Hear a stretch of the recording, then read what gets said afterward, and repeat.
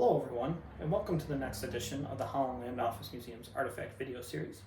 My name is Ryan Duffy, I'm the director of the museum, and this week we're going to talk about one of the major landmarks here in Genesee County, and one of the most well-known, if not necessarily for its historic value, but maybe its paranormal instances, and that would be the Genesee County Poor Farm, which is also known as Hills Asylum today.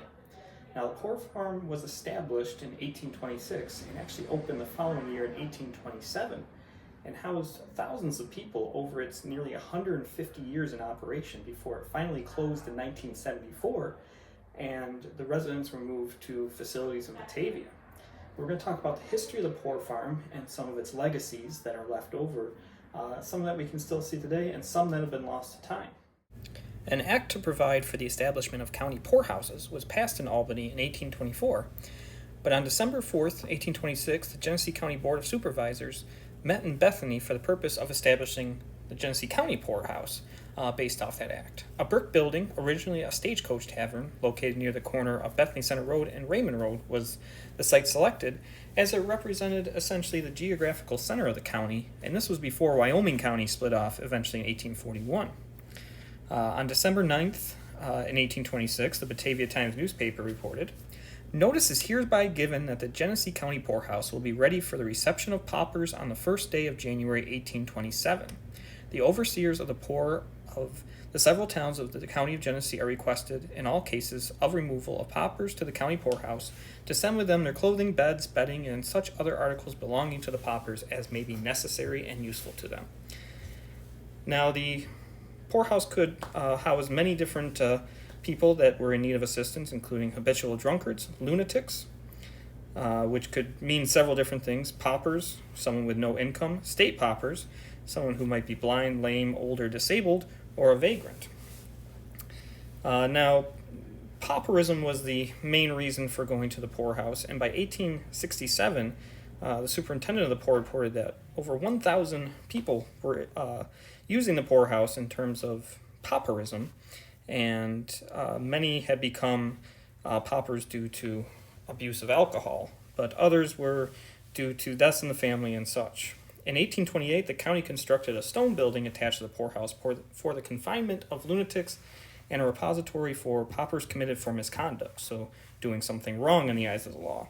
The insane were also housed at the county home until 1887, when the Board of Supervisors agreed to send persons suffering with acute insanity to the Buffalo State Asylum and cases of violent and chronic insanity to the Willard Asylum. Now, much of the information we have considering the poorhouse and its residents was kept in records of the superintendents of the poor and the reports of the county supervisors. However, the information on those who died there and the cemetery there was nearly non-existent. In 1886, it was stated, "The burying ground we have improved by building a fence in front and grading and leveling the ground as much as could be done without trying injury to the graves." Now, the actual cemetery register or plot map has never been discovered, at least up until recently, and the county did bury those with no family on the premises. Now, there were many different people who stayed in the poorhouse. One resident was named Phoebe White. She's one of the first to come in, and she was there for 58 years. She went in at the age of 9 and then eventually passed away there.